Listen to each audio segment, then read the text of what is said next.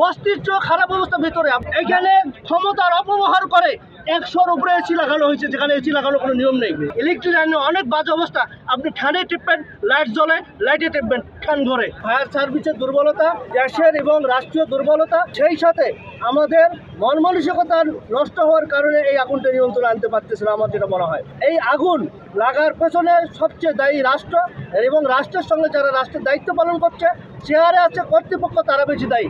আমরা যারা importer, CNA, ব্যবসায়ী, লোডার, এখানকার যারা কর্মসংস্থান কর্ম করে খাচ্ছে, তাদের পেটে এটা লাথি দেওয়া হলো। আমাদেরকে এয়ারপোর্ট থেকে ছড়ানোর জন্য তারা পরিকল্পিত হয়তো বা ভাবে এটা এই অবস্থায় নিয়ে যেতে। কারণ বারবার কেন আগুন লাগে? 2013 সালে আগুন লাগছিল, কোনো কর্তৃপক্ষ দায়িত্ব নেয় নাই। যত্র একটা বস্তির চেয়ে খারাপ অবস্থা, বস্তির চেয়ে খারাপ অবস্থার ভিতরে আপনারা যারা আসছেন। তারপরে এই 6 মাস আগলো হ্যাঙ্গার গেটে আগুন লাগলো, কেন আগুন লাগলো? তারপরে কোনো দায়িত্ব নেওয়া হলো না, কর্তৃপক্ষ কোনো সচেতন হলো না। আবার আগুন লাগলো কুরিয়ারে, এসি একটা বাস হয়, সেটা কিভাবে 1 নম্বর গেট থেকে 8 নম্বর গেট পর্যন্ত আগুনটা আসে, এটা আমাদের বোধগম্য নয়। এখানে ক্ষমতার অপব্যবহার করে 100-র উপরে এসি লাগানো হয়েছে, যেখানে এসি লাগানোর কোনো নিয়ম নেই। প্রতিটা জায়গায় এসি লাগাইছে, 2 হাত পর পর এসি লাগাইছে। এখানে একটা গোডাউনের ভিতরে 5টা করে গোডাউন করা হয়েছে। এখানে যারা এক্সপোর্ট ইম্পোর্ট কাগজ করে, পেপার করে, বই করে, তো এই কাগজগুলো সরানো হয় না। আপনি ভেতরে ঢুকলে আপনি বস্তির চেয়েও খারাপ অবস্থা পাবেন।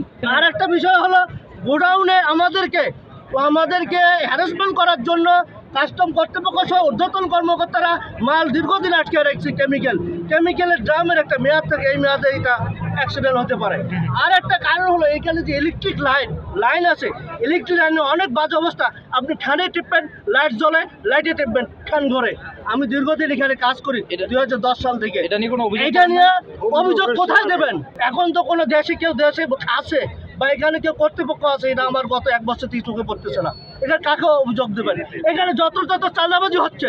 এই কুরিয়ার, আমি 2010 সালে কাজ করি, এখানে পার্কিংয়ের একটা লিজ নিয়েছে, আর সেই লিজের সাইনবোর্ড কুরিয়ারে লাগে, এখানে চাঁদাবাজি হচ্ছে, কুরিয়ারতে টাকা তুলতেছে। কারা করতেছে আপনারা দেখবেন, কর্তৃপক্ষ দেখবে। আমি সাধারণ মানুষ কেন বলবো? আমি সাধারণ মানুষকে আমি রাস্তায় লাশ হয়ে পড়ে থাকবো? এটা কি আপনারা চান? আমরা কোথায় কথা বলবো? কথা বলার তো আমাদের কোনো জায়গা নেই। 4টা কারণে: প্রথম এসি বাস, দ্বিতীয় কেমিক্যাল বাস, তৃতীয় ইলেকট্রিক লাইন নষ্ট, চতুর্থ হলো বিড়ি খাওয়ার কারণে হইতে পারে। আমি কামাল উদ্দিন, আমি একটা কাস্টম সরকার, আমি এই বোর্ডে কাজ করেছি 2008 সাল থেকে 2010 সাল থেকে আমি কাজ করি এখানে। আমি একজন ইম্পোর্টার, আমার বেসিক সলিউশন এবং মেডিকেল ইকুইপমেন্টের মাল আসে। আমরা যে বিভিন্ন জায়গায়। আপনার কি পরিমাণ ক্ষতি হয়েছে আজকে? আমার আপাতত আমার কিছু মাল, আমার সৌভাগ্য আল্লাহর রহমতে আমার মাল এখন দুবাইয়ের মধ্যে রয়ে গেছে। এই মালটা আমার সকালবেলা নামা কথা, কিন্তু আমি যে ভাইদের পেপার নিচ্ছি, 2-1টা কাজও করি, আমি সিএনএফের কাজ করি, তাদের হয়তো মালগুলো আমি আর দিতে পারবো না। অলরেডি আমাদের অফিসে 100টার মতন পেপার এন্ট্রি হয়েছে এবং গ্রিনও হয়ে গেছে। এই মালগুলো হয়তো আমরা আগামীকালে পাবো না। আপনার চোখে মুখে একটা ক্ষোভ দেখতে পাচ্ছি। আসলে আমার ক্ষোভ হলো কর্তৃপক্ষের ওপর, আমার রাগ হলো আমরা সাধারণ মানুষ, গরিব মানুষ, আমরা কাজ করি চাই। আমার কাজের টাকাটা, আমি এখানে 10 বছর যখন কাজ করে যাই, আমার কাল থেকে আমার আর কোনো কাজ নেই। এবং যে ইম্পোর্টার বলে কাজ নিচ্ছি আমি, তাদেরকে কোনো আমি কৈফিয়ত দিতে পারবো না। অলরেডি 2 জন ফোন দিচ্ছে আমাকে যে আমার মালগুলোর কী খবর, মালগুলো আমাকে লাগবেই, আমি কোথায় থেকে দেবো? আমি তো সাধারণ মানুষ, নিরহ মানুষ।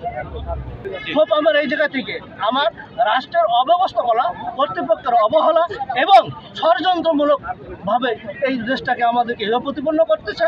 আমাদেরকে গরিব অসহায় যারা আমরা দিন করে দিন খাই, তাদের উপর বারবার আমাদের উপর একটা বোঝা চাপাই দিচ্ছে, টেনশন চাপাই দিচ্ছে, আমাদের জীবন নিয়ে ছিনিমিনি খেলছে। এই কারণে আমার রাগটা, আমার কোনো রাগ নেই, কারো উপর রাগ নেই আমার।